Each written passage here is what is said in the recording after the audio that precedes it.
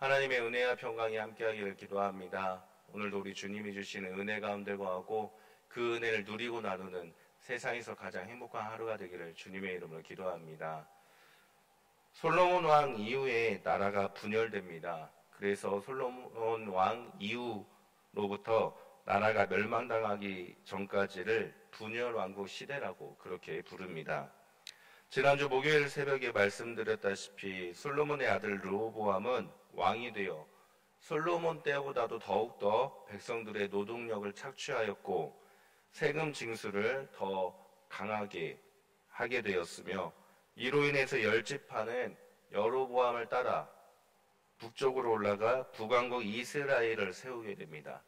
이때부터 열지파의 북왕국 이스라엘과 남왕국 유다, 분열 왕국의 역사가 시작되면서 이 내용이 이제 열왕기 상하와 역대기 상하에 기록되어 있습니다. 그래서 열왕기를 읽다 보면은 그 모든 왕들의 일이 역대지락에 기록되지 않았냐라고 반복되어서 말씀하는 이유가, 열왕기를 읽을 때 역대기를 함께 읽으면 그 역사가 이해될 수 있다라는 것을 우리에게 알려주고 있는 겁니다. 분열왕국 시대의 역사는 크게 두 가지로 요약할 수 있습니다. 르호보암부터, 그러니까 북왕국 이스라엘과 남왕국 유다의 그 모든 역사는 크게 두 가지로 볼 수 있는데, 하나님 앞에 죄악을 행한 왕들의 역사와 하나님 앞에 하나님께서 선하다라고 칭함을 받은 왕들의 역사, 이 두 가지 분류로 요약할 수가 있습니다. 그 중에 오늘 성경 본문은 북왕국 이스라엘과 남왕국 유다의 초대 왕들에 대한 기록을 하고 있습니다. 먼저 북왕국 이스라엘 왕 여로보암의 그 기록을 살펴보면 성경은 이렇게 기록하였습니다. 우리 16절 말씀을 다시 한번 읽어보겠습니다. 16절 함께 읽겠습니다. 여호와께서 여로보암의 죄로 말미암아 이스라엘을 버리시리니 이는 그도 범죄하고 이스라엘로 범죄하게 하였음이니라 하니라. 아멘. 여로보암에 대한 성경의 역사 기록은 여호와 앞에 죄를 지었다입니다. 그리고 여로보암뿐만 아니라 이스라엘까지로 하나님께 범죄하게 만들었다라고 그렇게 기록하고 있습니다. 이 죄의 결과로 하나님은 이스라엘을 버리셨다라고 말씀을 합니다. 한 나라의 왕의 범죄로 인해서 그 백성들까지로 죄를 지었고, 그로 인해서 하나님께서 북왕국 이스라엘을 버리셨다라고 역사는 그렇게 기록하고 있는 것입니다. 그렇다면 여로보암은 어떠한 죄를 지었습니까? 그가 어떠한 죄를 지었기 때문에 성경에서는 그를 하나님 앞에 죄악을 행한 왕으로 기록하고 있는 것일까요? 여로보암 그는 결코 해서는 안 될 죄악을 하나님 앞에 하게 됩니다. 우리 15절 말씀도 같이 읽겠습니다. 15절 함께 읽겠습니다. 여호와께서 이스라엘을 쳐서 물에서 흔들리는 갈대같이 되게 하시고 이스라엘을 그의 조상들에게 주신 이 좋은 땅에서 뽑아 그들을 강 너머로 흩으시리니 그들이 아세라상을 만들어 여호와를 진노하게 하였음이니라. 아멘. 북왕국 이스라엘이 여로보암이 하나님 앞에 행한 죄악은 아세라상을 만들었다라는 겁니다. 아세라는 이방의 신입니다. 그리고 분열왕국 시대에 이 아세라는 끊임없이 나타나서 기록되어서 하나님과 대적하게 됩니다. 그 대표적인 예로 우리가 잘 알고 있는 엘리야 선지자가 아세라를 숭배하는 자들과 함께 대적한 내용을 성경에서 우리는 읽을 수가 있습니다. 이 아세라가 가나안 땅의 신들 중 하나였고, 여로보암은 즉 북왕국 이스라엘 초기 때부터 아세라상을 만들어 숭배하기 시작합니다. 그리고 이것 때문에 하나님은 북왕국 이스라엘을 버리시기로 결정하셨다라고 말씀하고 있습니다. 우리가 한 가지 기억할 것이 있습니다. 지난주 새벽에 말씀드렸다시피 하나님께 합당한 기준, 다시 말하면 하나님은 우상을 섬기는 것을 결코 용납하지 않는다라는 말씀을 우리는 기억해야 됩니다. 모세에게 십계명을 주실 때도 이스라엘 백성들이 금송아지를 만들어 섬겼을 때 하나님은 진노하셨습니다. 그리고 사울 왕과 다윗 왕과 솔로몬 왕을 세울 때에도 하나님은 그들에게 기름 붓기 전에 먼저 찾아가 오직 하나님만을 섬기고 하나님의 명령만을 지켜 행하면, 율례와 법도를 지켜 행해야 한다라는 전제 조건을 말씀해 주셨습니다. 또한 여로보암을 통해 북왕국 이스라엘을 세울 때에도 하나님은 하나님께서 명령한 그 모든 것을 순종하고 율례와 명령을 지켜 행하면 이스라엘을 너에게 주겠다라고 말씀해 주셨습니다. 그럼에도 불구하고 여로보암은 하나님이 아닌 우상을 만들고 이방신을 섬기게 되었다라는 겁니다. 왜 여로보암은 하나님이 아닌 이방신을 섬기게 된 것일까요? 처음 그가 북왕국 이스라엘을 세웠지만 백성들은 절기 때가 되면 남왕국 유다로 찾아가 성전에서 하나님께 제사를 지내며 절기를 지켰던 것입니다. 그렇게 절기를 지킨 후에 다시 북왕국으로 돌아왔지만 왕의 입장에서는 언제 터질지 모르는 시한폭탄과도 같았을 것입니다. 언제든 성전을 향해 떠날 수 있는 백성들이었기 때문에 왕의 입장에서는 불안했을 것입니다.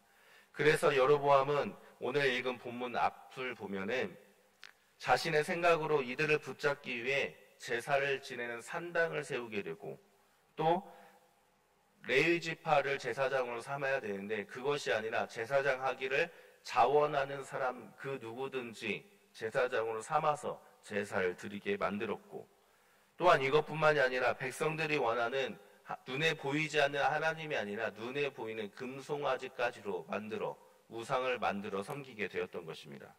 그리고 시간이 지나서 여러 신들 중 하나인 아세라 상까지 만들어 이방 신까지로 섬기게 된 것입니다. 말씀을 가만히 보면은 사울 왕 때와 비슷하다라는 생각을 하게 됩니다.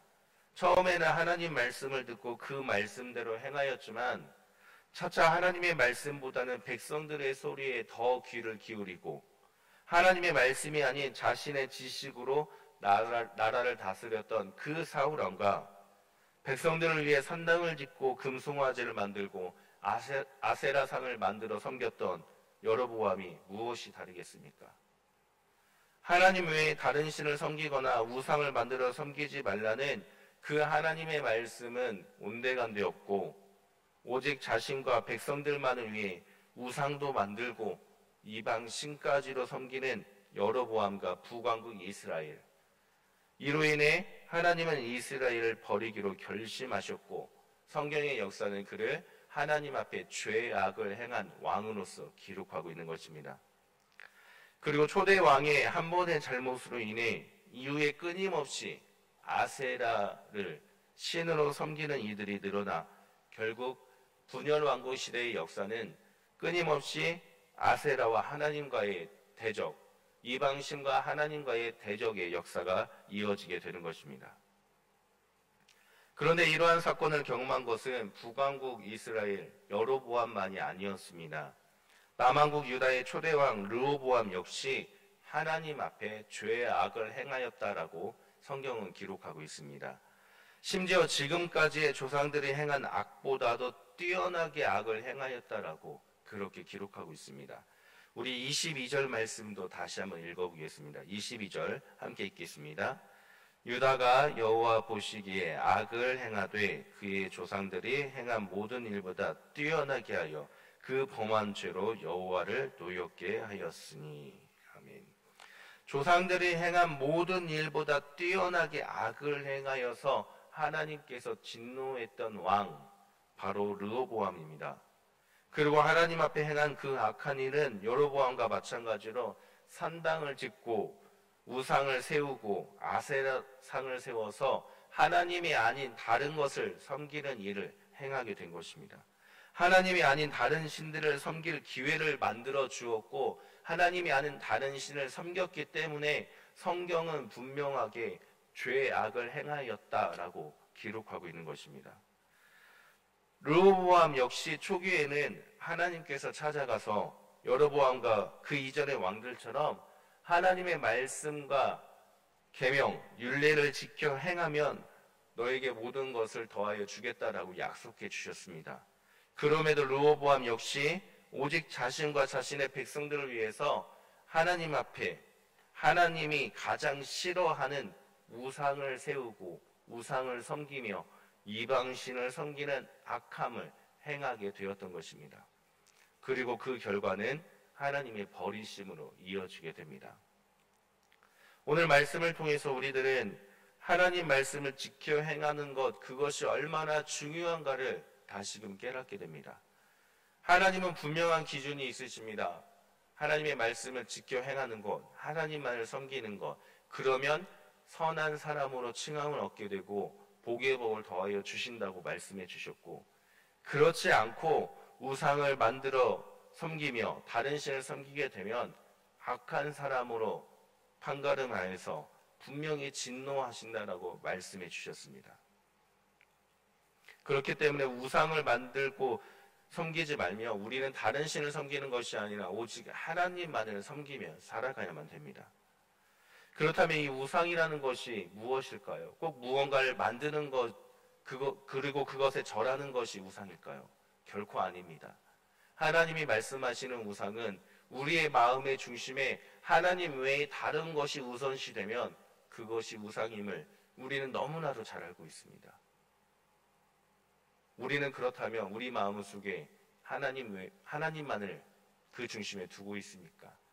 아니면 하나님보다 그 다른 어떠한 것이 그 자리를 차지하고 있습니까?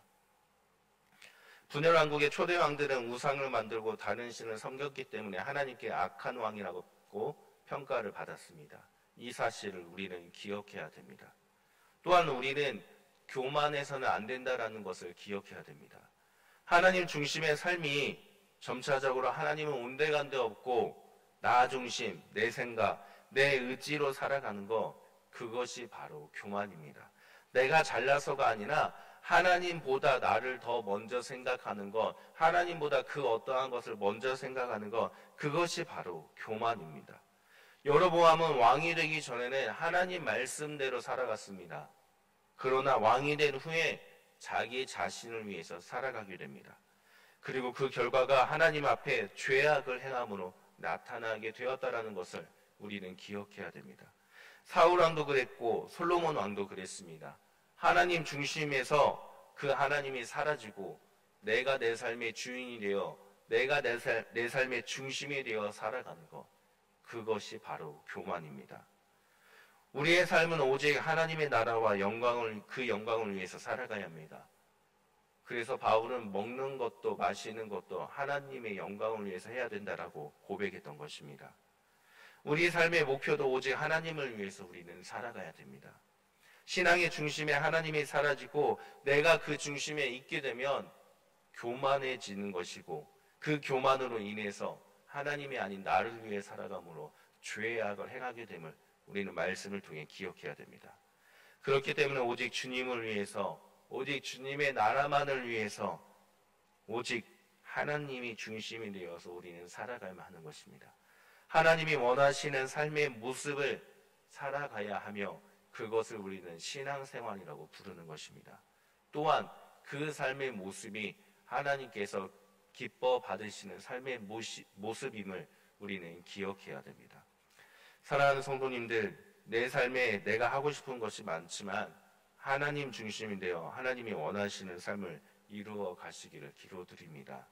하나님 앞에 죄악을 행한 사람으로 기억되는 것이 아니라 하나님이 기뻐하는 삶을 살아간 믿음의 사람으로 기억되어서 훗날 하나님 나라에 가서 주님을 만날 때 사랑하는 내 자녀야, 너로 인해서 내가 참 기뻐했다 라는 칭찬을 듣는 우리 모두의 삶이 되기를 주님의 이름으로 간절히 축원합니다.